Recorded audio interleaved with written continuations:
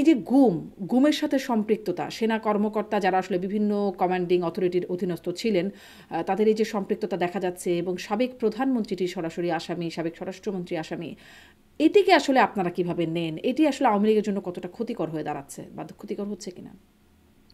এটা আওয়ামী লীগের কথা নয়, এটি হচ্ছে একজন মানুষ খুন হলে, একজন মানুষ অপঘাতে মৃত্যুবরণ করলে যারা এর সাথে দায়ী সেটা বিচার হওয়া দরকার। এটা আওয়ামী লীগের কথা বলছেন কেন? র্যাব তৈরি হয়েছে বিএনপির সময়, তারা যে এক্সট্রা জুডিশিয়াল কিলিং গুলো করেছে সেই বিচারের কথা বলবেন না? জেনারেল এরশাদের সময় গুলি করে লাল দিঘির ময়দানে 21 জন 22 জন মানুষকে হত্যা করেছে, তার কথা বলবেন না? নিশ্চয়ই। 21শে আগস্ট গ্রেনেড হামলায় বিএনপির সময় 21 জন মানুষকে আইবি রহমান সহ হত্যা করা হয়েছে, তাদের কথা বলবেন না? নিশ্চয়ই, নিশ্চয়ই। আসলে অনেক হত্যাকাণ্ড হয়েছে বাংলাদেশে। বলতে অনেক থাকলে হত্যাকাণ্ড সারা হয়েছে। প্রোগ্রাম জুড়ে বলতেই প্রত্যেক থাকতে হবে এটা ওটা হয়েছে, হয়েছে, হয়েছে। না না, কিন্তু এই প্রত্যেকটি ঘটনাটা যদি প্রত্যেকটি আমি গুম হত্যাকাণ্ডের নিয়ে বিচার জিজ্ঞাসা হওয়া করি। দরকার। হুম। আর একটি কথা আপনাকে বলি, সামরিক বাহিনী যে বিচার হয়নি কথাটা কিন্তু একদম ঠিক নয়। 21শে আগস্ট গ্রেনেড হামলায় কিন্তু সামরিক বাহিনীর এবং বিভিন্ন আইন শৃঙ্খলা বাহিনীর সদস্যরা জড়িত ছিল, তাদের কিন্তু সেই সময় বিচার হয়েছে। আপনি যদি নারায়ণগঞ্জ হত্যাকাণ্ডের কথা মনে হয়ে থাকে, 7 হত্যা, যে কর্নেল দায়িত্ব ছিল তারও কিন্তু বিচার হয়েছে। হুম। সুতরাং সামরিক বাহিনীর যে বিচার হয়নি, কেউ যে বিচারের ঊর্ধ্বে বা কারো ইনডেমনিটি আছে বা ইউনিটি আছে, কথাটা কিন্তু সত্যি নয়। বাংলাদেশের ইতিহাসে যদিও দেখা যায় এবারও এই ডক্টর ইউনূস সরকারও 15ই জুলাই থেকে সম্ভবত 8ই আগস্ট পর্যন্ত ইনডেমনিটি দিয়েছে, হুম। কিন্তু এই ইনডেমনিটির কোনো দাম নাই। বঙ্গবন্ধু হত্যাকারীরও দিয়ে দেওয়া হয়েছিল, তাদেরকে কিন্তু ফাঁসিতে ঝুলানো হয়েছে।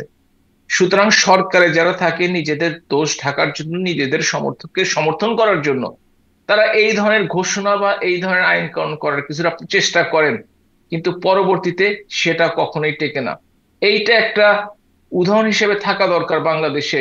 যে কোনো অপরাধ যে কোনো সময় হোক না কেন, তাদেরকে অবশ্যই বিচারের আওতায় আনতে হবে। যেমন ডক্টর ইউনূস সরকারের সময় একটু আগে বর্ণনা দিলাম কতজন মানুষ মারা গেছে, কত হাজার মহিলা রেপ হয়েছে, কত হাজার বালিকা ধর্ষণের শিকার হয়েছে, কতটা অবিচারে ডেভিল হান্টের নামে কতজনকে অন্যায়ভাবে গ্রেপ্তার করা হয়েছে, নিজের গণতান্ত্রিক অধিকার প্রতিষ্ঠা করার জন্য কত লোককে গ্রেপ্তার করা হয়েছে।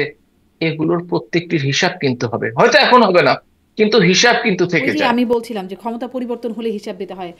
সবসময় মানে আপনাদের সময় ওই আন্তর্জাতিক মানবাধিকার সংস্থাগুলো বলতো, এখনও আন্তর্জাতিক মানবাধিকার সংস্থাগুলো বলছে, যেই মানবাধিকার সংস্থাগুলো বলছে আওয়ামী লীগের উপরে নিষেধাজ্ঞা, যে কর্মসূচির উপর বা কর্মকাণ্ডের উপর নিষেধাজ্ঞা দেওয়া হচ্ছে সেটি প্রত্যাহার করে নেওয়ার আহ্বান জানাচ্ছে।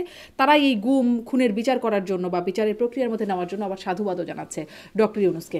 আপনি কি মানে তার সাথে সাথে কিন্তু এটি এটাও আপনি যোগ কি বলবেন? করেছে এই যে যে গুমের এই অভিযোগে অভিযুক্ত হচ্ছেন, এদিকে কি আপনারা স্বীকার করেন এই অভিযোগটা এবারে, বা আংশিক স্বীকার করেন নাকি একেবারে অস্বীকার করেন? স্বীকার অস্বীকার, আংশিক স্বীকারোক্তি, আমি এটাকে কোনোভাবেই গ্রহণযোগ্য বলতে পারি না। কারণ ধরেন, কথার কথা, 10 জন মানুষ কোনো কারণে গুম হয়েছে, আমি যদি আংশিক স্বীকার করি সেটা মিথ্যা হবে। আমি যদি 10 জনই স্বীকার করি, আমি তো বিচারক নই, আমি তো এখন পর্যন্ত কোর্টে কেসটা হাজির করতে পারিনি, আমি তো সেটার কোনো রায় পাইনি, সুতরাং কিভাবে আমি তাদেরকে অপরাধী বলবো? কিংবা আমি যদি অস্বীকার করি, কেউ একজনও যদি গুম হয়ে থাকে, তাহলে তো সেটা আমার করা ঠিক হবে না। জি। মানে বিচারের রায় হলে সেই রায় নিয়ে তো আপনারা অবশ্যই প্রশ্ন করবেন। কিন্তু মানে আপনারা মানে আওয়ামী লীগ ক্ষমতায় ছিল, সেই সময় এটি আন্তর্জাতিক গণমাধ্যমে আলোচনা হয়েছে, তখনও আলোচনা হয়েছিল। গুমের শিকার সাংবাদিক তিনিই তার অভিজ্ঞতার কথা বলেছেন। তখন কি আসলে আলোচনা হতো যে আসলে এইটা কোথা থেকে হচ্ছে, এরকমটা কেন হচ্ছে? কখনো এটা আপনাদের নিজেদের মধ্যে আলোচনা এসেছে? যে বা আদৌ আপনার হচ্ছে কিন্তু কিনা? যদি, এমনকি আপনিও তো টিভি টক শো করতেন বাংলাদেশে সেই সময়টিতে, হুম। এবং আমরাও অংশগ্রহণ করেছি সেই সময়টিতে। আমরা কিন্তু বরাবরই সংখ্যা নিয়ে সোচ্চার ছিলাম, কিন্তু যেহেতু সংখ্যাধিক্য দেখাতো, কিন্তু জাতিসংঘের রিপোর্ট যেটি এসেছিল 68 জন বা 73 জন, সেটা নিয়ে কিন্তু আওয়ামী লীগ কোনোদিন কোনো মন্তব্য করেনি আসলে। হুম। স্বীকার অস্বীকার কোনোটি করেনি। তবে যারা ফিরে এসছে, যারা যারা বিভিন্ন সময় দেশে বিদেশে পালিয়েছিল, তারা যখন ফিরে এসে সেটা প্রকাশ করার চেষ্টা করেছে। তবে আমি একটা কথা বলে রাখি, খুন, গুম, যে কোনো সরকারের সময় হোক না কেন, যারা এর সাথে দায়ী, জড়িত, তাদেরকে অবশ্যই আইনের আওতায় আনতে হবে। এখন আওয়ামী লীগ যেহেতু একটু বেকায়দায় পড়ে আছে, হাতি তো একটু কাদায় পড়লে নাকি চামচিকে ও লাথি দেওয়ার চেষ্টা করে, সেই অবস্থা হয়েছে। সুতরাং সবাই একটু কথাবার্তা বলছে, কিন্তু নিজেদের দিকটা কেউ কিন্তু এখন পর্যন্ত দেখছে না যে একটু তাদের আবার হয়তো সময়টিতে ক্ষমতা কি পরিবর্তন হয়েছে। হলে তাদের দিকটা আবার আসবে। কিন্তু এখন যেহেতু আপনারা চামচিকার জায়গায় আসছেন, আপনাদের এই বিষয়গুলো জবাব দিতে বা আপনাদেরকে নিজেদেরকে ডিফেন্ড করে হলে দেখাতে হবে যে আপনারা আসলে করেছেন বা করেন নাই। সম্প্রতি আমরা দেখলাম মোহাম্মদ এ আরাফাত আমি আপনি বলেছি হাতি, হাতি কাদায় পড়লে চামচিকা আসে, আমি নিজেদের চামচিকা, আমি আচ্ছা, হাতি হিসাবে বলেছি। হাতি বলছেন, এখন চামচিকা লাথি মারছে। একটু লাথি আর কি, লাথিকেই ডিফেন্ড করতে হবে তাহলে।